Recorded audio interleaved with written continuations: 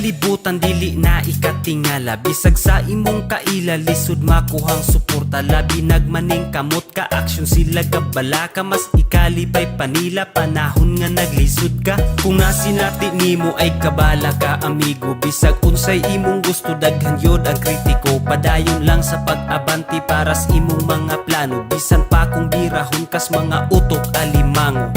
Karon kay bistado diha nimo mailhan. Kay dili tanan nimong higala kay masaligan. Di tanan ang malipay makabot imong pangandoy. Kinaiya nilang pangit sila ragi hapoy luoy. Padayon lang buhata ang makapalipay. Pasag di nga sila manaway.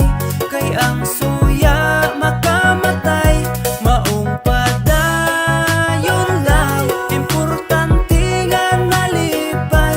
Kabuta ang imong pangandoy. Pasag di lang ang pagsulay.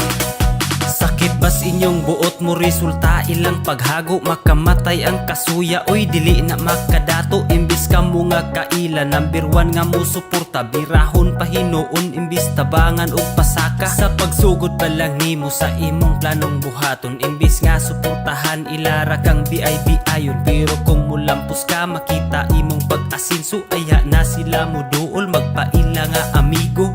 Pagkadelikado, ingana nga batasan. Bisag atong kaliwat, dili nato masaligan. Imbis ikalipay nilang makabot ang kalampusan. Sakit sa ilang buot, kay di nila gustong malabuan. Padayon lang, buhata ang makapalipay. Pasag di nga sila manaway.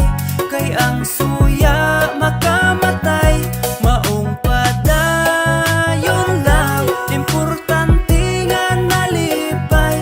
Kabuta ang imong pangandoy. Pasag di